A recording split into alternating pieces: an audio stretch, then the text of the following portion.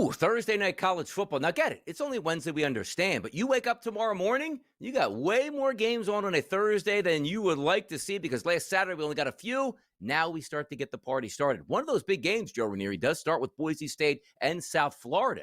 You take a look last year, Boise State made it into the college football playoff. South Florida's still looking to try to find their way. But they're going to bring back a quarterback that only played a handful of games last year, and that was Byrum Brown, who can certainly run.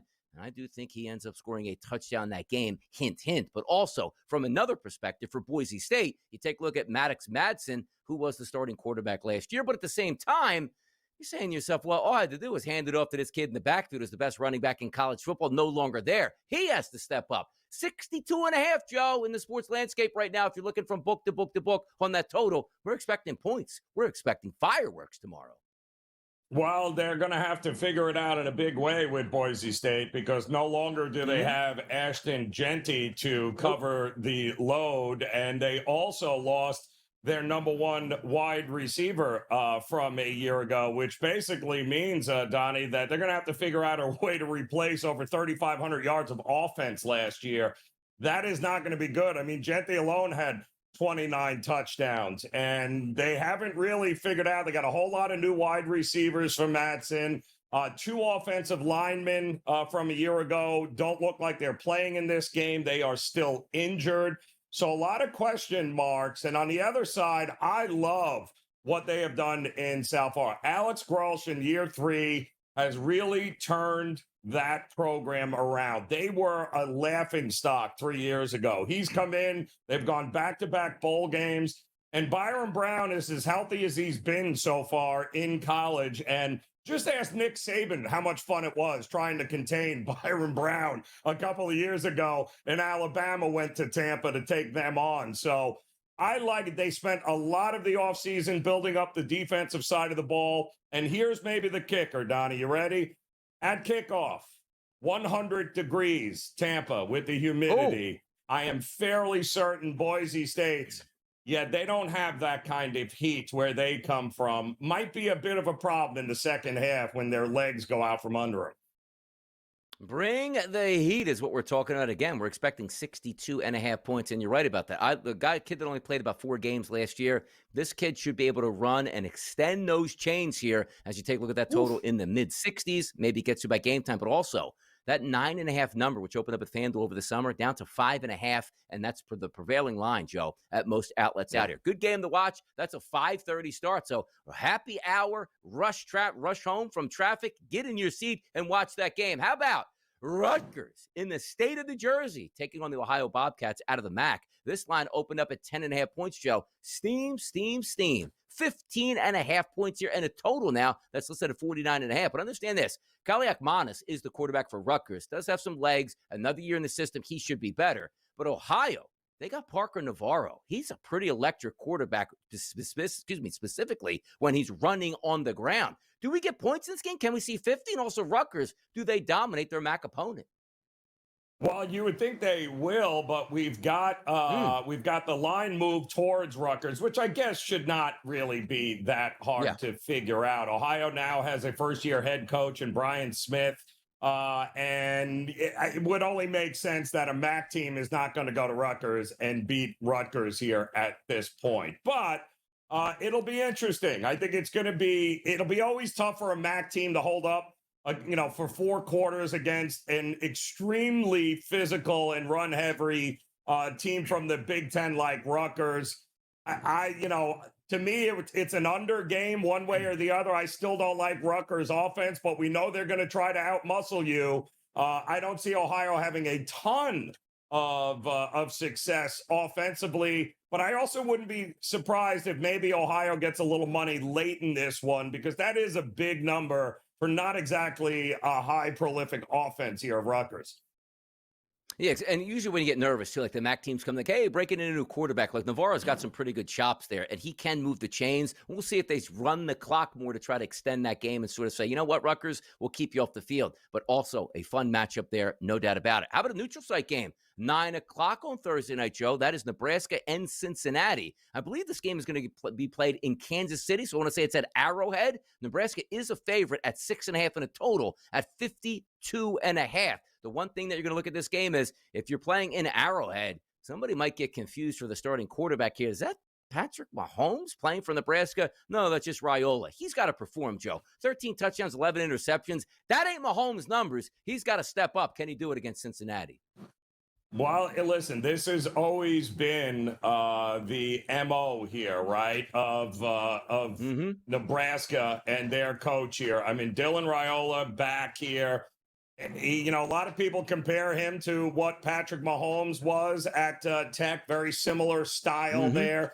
Nebraska 7-6 a year ago, but we always see these teams take that next jump right around year 3. So Matt Rule has done this a couple times. Did it in Temple, right? We've seen him do this now. We've seen him do it at Baylor.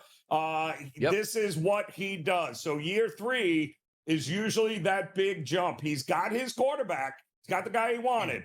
So this is a game that he needs to have to set the tempo for the year. But the problem is Cincinnati, a lot better than they were a year ago as well. I think this is a fascinating game for week 1.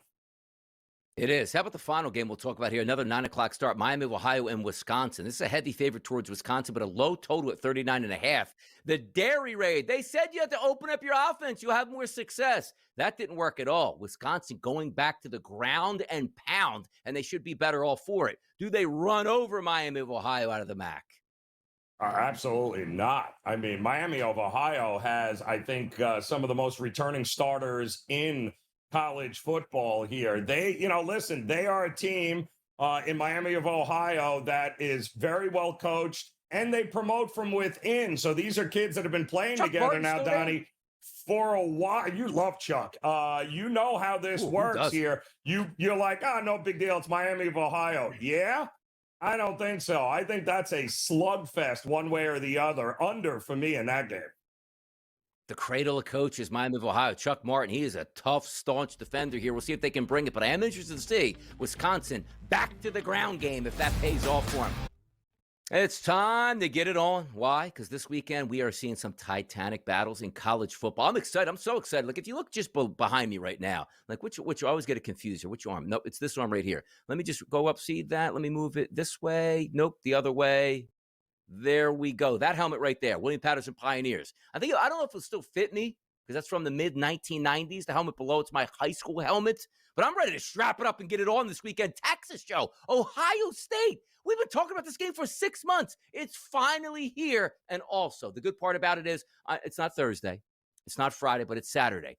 I don't have to wait till 8 p.m. on my Saturday holiday weekend to get the party started.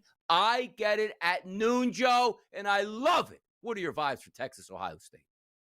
Donnie, more I look at this, I'm thinking, has this been the greatest week 1 ever schedule-wise on what we got coming up here with three games featuring top 10 teams? Like, you got to be kidding me. I don't think I've ever seen that in the history of college. I mean, usually you get that one outlier game, but for the most part in week 1, you ain't getting three games with teams ranked in the top 10, but this is exactly what we have here. And this game, listen, it's going to be, I played the under, Donnie. That's the way I looked at this as opposed to picking a side because, listen, we still have 2 guys at quarterback that are unproven. This is the first real road start, right, of Manning here. We know that they just announced this is the first start period for the Ohio State quarterback. So what we tend to usually get in games like this early on is that I don't think Ryan Day or Sark are going to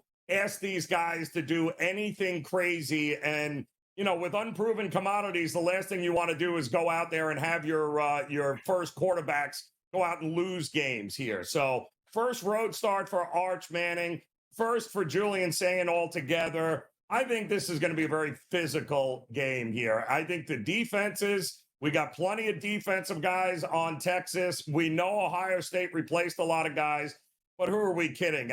The idea that the Buckeyes won't have a top 10 defense is absurd here. I think the under is the way to go. This opened up close to 50. It's down to 48 already. And I agree with it because I think first game of the season, it's going to be power football. Let's see who makes the mistake. That's who's going to lose. But I don't think we're getting 50 points in this game. It is interesting, though. Like, you have weapons on both sides. You're right, the defense is here. You didn't get that cream puff game to start off, like, hey, let's roll a team 51-0, get those good vibes, and then sort of improve from weeks 1 to weeks number 2 after a dress rehearsal. There is no dress rehearsal. This is live and maybe the biggest game of the season that we're getting right away on Saturday at 12. I don't see too many people, to be honest, Joe, backing Ohio State, just looking through like the X feeds, the Twitter feeds, and also, just going through social media.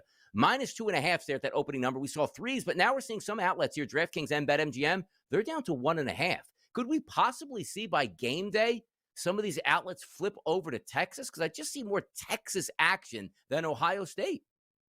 Yeah, and listen, you have two, which is crazy, because you have two fan bases who are going to be pouring to the windows on game day, putting money down here. So you always get with these two teams that last minute push here on both sides. So there's never going to be any shortage of money. But I doubt very much we're getting a 3 in this game. I think it's going to land 2.5. I think that's where it's going to stay. We've seen the under money come in, which makes sense because you don't want young quarterbacks turning the ball over a ton. But this is going to be really who makes the only mistake, who gets the turnover, who fumbles the ball, who throws the INT. That's what's going to determine who wins this game between these two teams. And how about this next one we'll talk about from Death Valley? Here's the interesting part about this. Death Valley to Death Valley. Like, hey, which one's the real Death Valley? Is it LSU or is it over at Clemson? They're going to tangle at 7:30 on Saturday night. Favorite here, 3.5 points for Clemson over LSU. But as we talk about the Bayou Bengals in college football, which is LSU, and then you take a look at the Bengals in the NFL, the one thing they have in common, Joe, slow starts. Like Brian Kelly, schedule a cupcake for once in game number 1 so you can actually win it. What are the chances you think that LSU goes on the road to the other Death Valley and comes away with a victory? Yeah, I don't. Listen, Nussmeier's still dealing with a knee injury from what we're seeing.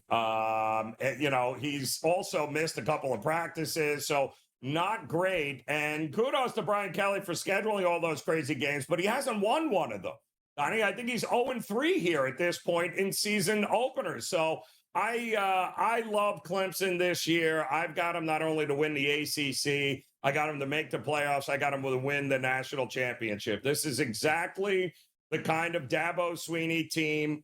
Garrett Riley, the OC, back for another year with Cade Klubnik, who is been there. He has done this.